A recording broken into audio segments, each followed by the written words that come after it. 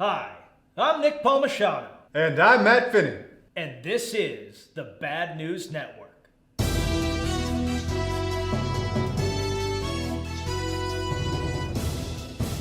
We're doing something a little different this week. We're not doing the news. We're just going to give you, in honor of the 4th of July, 10 things that are great about America. Number 1, the Constitution and the Bill of Rights. It's currently in vogue to talk about these documents as being outdated.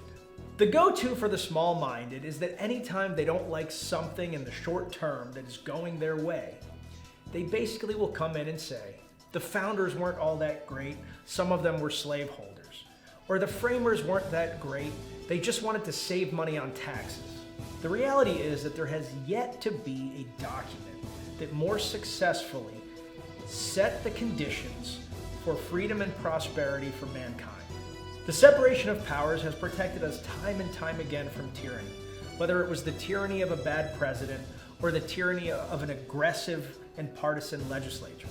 The bicameral legislature is genius, with the senior house not having to constantly worry about re-election, but being able to focus on long-term success and doing the right thing, while the lower house has to constantly worry about the will of the people because literally every 2 years they have to get reelected or they're out.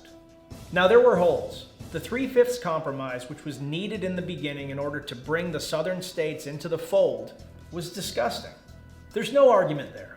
But Frederick Douglass pointed out that the 3/5 compromise was unto itself subversive to slavery. It both showed how many Americans felt about slavery by calling out the institution, and offered a carrot to the southern states to emancipate their slaves in order to get full representation. He went on to say that there's nothing in the document that promotes slavery. In fact, if you read the entire document without knowing American history, it really is all about setting the conditions for the maximum amount of freedom for all of mankind. Well, in fact, the Constitution has set a nobler ideal than we've ever actually lived up to, even today. But the framers knew that they were, and we would be, imperfect. So they created a way for us to change the Constitution over time. Admittedly, that way is not easy, but yet we've still managed to do it 27 times. And again, going back to the discussion of the separation of powers, it's hard for one bad actor to come in and fundamentally change anything. For any real change, the branches need to be in concert. And yeah, sometimes that can be hard. And yeah, we complain about that when the things that we want passed aren't passed because somebody blocks it. But it works out pretty well for us when the things that we hate can't be imposed upon us. And it protects us against tyrants, the would-be kings. Their power only goes as far as we allow, as we are willing to tolerate. When you read how it was written, the fights over every phrase, the reasoning behind every word, the great minds debating everything that went into it, and then the end result, the greatest civilization the world has ever seen that has a bigger impact on the world and on freedom than any other that has ever existed. It's hard not to appreciate the raw, unbridled awesomeness of it. Number 2, the desire to do better. America's a weird place. If anyone else talks shit, we shout it from the rafters, saying that we're the best thing going and nothing's ever gonna take us down. But when we talk to each other, we act like it's Mogadishu or some shit, and that everything that we do needs to be fixed. And yeah, some of that is just losers who like to bitch about literally anything. But a big part of that is that we're always trying to be the good guy and always trying to improve and be better. We know we're not perfect. We know we have historical moments of being huge dicks. We know our president tweets crazy shit every day. We have a Democratic nominee who can't remember who he is. We know we can do better, and we always try to. Number 3, opportunity. It's there if you want it. Not only can you do anything that you want to in this country, but you're encouraged to do so by our culture. My dad came here when he was 9 from a tiny mountain town in Italy called Scopoli. His family had nothing. By the time he retired, he had a very successful career. He had served his country honorably in Vietnam. He was the first member of our family on either side to go to college, and he was comfortably middle class. As a second generation American, I've been able to go to college twice and I've run several businesses. My brother is a successful educator that has also been able to go to college twice. We would not have had any of these opportunities in Italy, which is a cosmopolitan country. But don't use my family as an example. 1 in 3 millionaires is a first-generation American. These are people who have come from nothing to achieve success. And then on the whole, all of America, 80% of millionaires did not inherit their wealth, they made it. In fact, contrary to the myth of generational wealth, most families blow their wealth by the second generation and almost all of them blow it by the third. And half of all those millionaires out there did so by taking a huge risk, going for it, and starting their own businesses. So as much as all the negative Nancys like to pretend like it's impossible to be successful in this country if you weren't born uber wealthy, it's just not the case. If you want it bad enough and you're willing to work for it, you can probably do it. Now that's not 100%, but it's a better shot than you get pretty much anywhere else. Number 4, NASA. NASA is awesome. We went to the moon. We're going to Mars. It's space and wonder and crazy smart nerds doing crazy nerd shit with baller astronauts risking it all to get behind and execute that crazy nerd shit. And that's the kind of energy I can get behind. More space exploration and less war is a good way to turn the military-industrial complex around in the best way. Go America. Get your ass to Mars! Number 5, American steak. I've been to 51 countries, and I will tell you this. Steak outside of the United States is a sad excuse of what steak is supposed to be. Our steak is unreal. We are so freaking spoiled.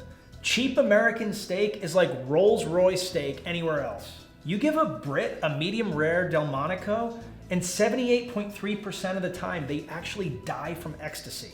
That's real. I didn't just make that up. Number 6, the military.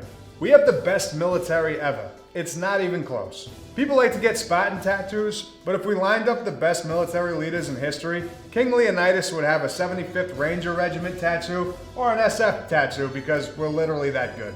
And we have a conscience. Even though we could be some evil entity out there, steamrolling everything and everybody, our troops are out there trying to do the right thing, trying not to take lives unnecessarily, and trying to make the world a better place. Number 7, diversity. I know it's used in such a cheesy way by HR departments all over the place that I really didn't want to use it, but I thought it was important. It's pretty cool when you have a country that attracts the best talent from all over the world. When you have a country that has so many different states, each with their own politics and outlook and food. You almost have 50 different countries inside the United States. And you also are encouraged to have your own mindset, regardless of where you're from and what you do, that you're allowed to apply to anything in life. We don't have to think the same way. We just have to work to push forward the American ideal, and that's what's expected of us in this country. E pluribus unum, out of many one. And I kind of dig it.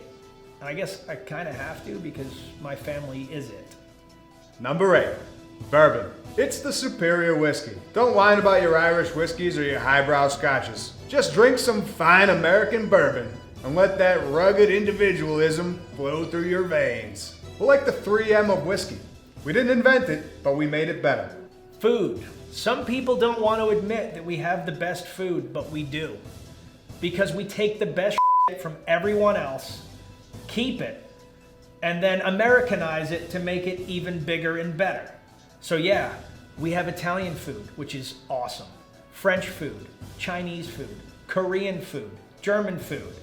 But we also have ridiculous explosions of taste. Hey, do you want to have a burger wrapped in a chicken cutlet, wrapped in cheese, wrapped in another burger? We probably have that. It's probably called the Americanator. You can literally get anything you want here, and every year there's new amazing food. And it's just freaking awesome. Go American food. Number 10, work ethic. We want to win.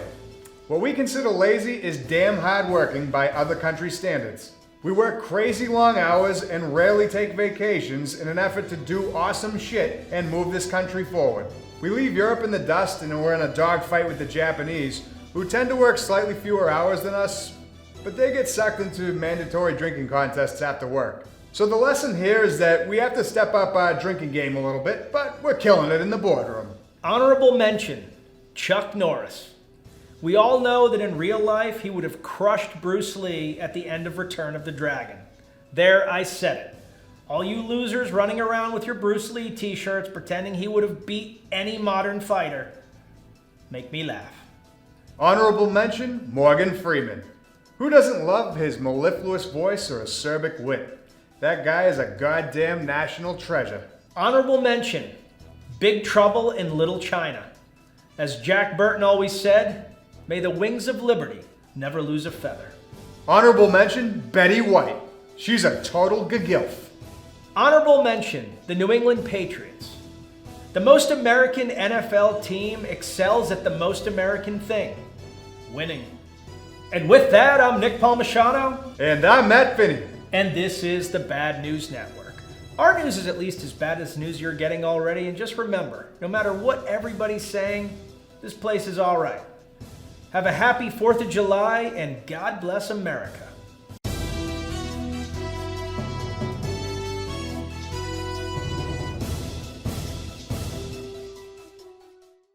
From the lakes of Minnesota to the hills of Tennessee, across the plains of Texas, from sea to shining sea, from Detroit down to Houston and New York to LA, well, there's pride in every American heart, and I'd gladly stand and say that I'm proud to be an American, where at least I know I'm free. And I won't forget the men who died and gave that right to me. And I'd gladly stand up next to you and defend her still today. 'Cause there ain't no doubt I love this land. God bless the